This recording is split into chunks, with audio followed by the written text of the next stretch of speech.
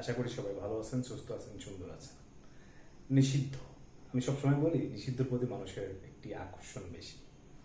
এবং বাংলাদেশের একটি রাজনৈতিক দল, সর্ববৃহৎ রাজনৈতিক দল, এবং বাংলাদেশ সৃষ্টির আগে যে রাজনৈতিক দলের সৃষ্টি হয়েছে বাংলাদেশ আওয়ামী লীগের, আমি লিখেছি যে 1949 সালের 23শে জুন বাংলাদেশ আওয়ামী লীগের জন্ম হয় ঢাকা বিশ্ববিদ্যালয়ের কার্জন হলে। ৭৭তম জন্মদিন বা প্রতিষ্ঠা বার্ষিকী উপলক্ষে 23 তারিখ সারা বাংলাদেশে মিছিল হচ্ছে। এবং আপনারা জানেন যে ইউনিট সরকারের করা একটি প্রজ্ঞাপনে নিষিদ্ধ কার্যক্রম নিষিদ্ধ মূলত, এবং সেটি সংসদেও পাশ করে আইন আকারে করা হয়েছে। এখন প্রশ্ন হচ্ছে, আমি একটা কথা দিয়েই আসলে 23 তারিখে ডেফিনেশন করতে চাই, সেটি হচ্ছে আইন দ্বারা অথবা জোর করে কোনো দল নিষিদ্ধ করা কি সম্ভব? আমি প্রশ্নবোধক চিহ্ন দিয়েছি যে এটা হচ্ছে কোনো দলকে কি কখনো আপনি আইন দ্বারা নিষিদ্ধ করতে পারবেন কিনা। যে দলটি যদি মানুষের মনে থাকে সেটি আপনি হয়তোবা মুছে দিতে পারবেন না, কিন্তু মুসলিম লীগ বানাই দিলে হয়তো পারবেন।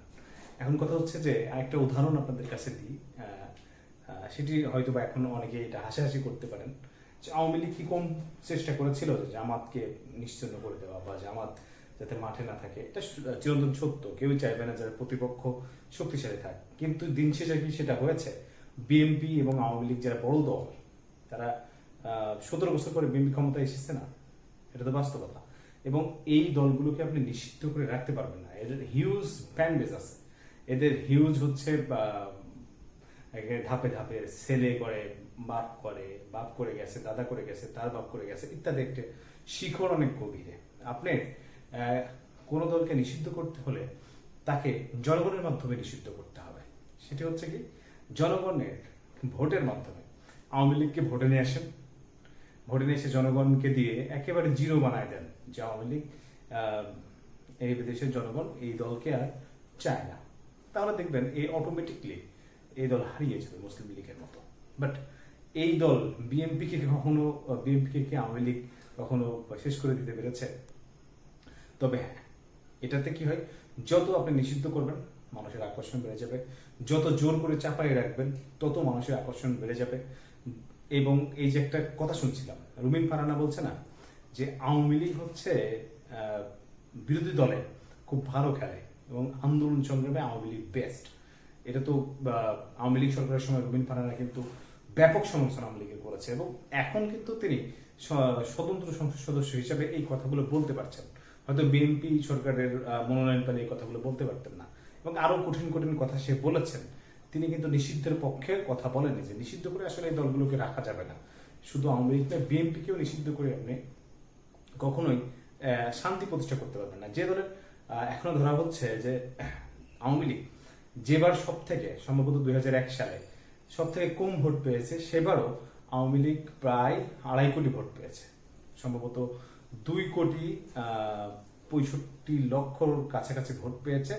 তার মানে কি, সে সর্বনিম্ন যেবার ভোট পায় সেবার 2001 সালে 2,65,00,000 ভোট আওয়ামী লীগ পেয়েছিল। হয়তো সংখ্যা একটু কম বেশি হবে, তবে হ্যাঁ, এটা সত্য কথা।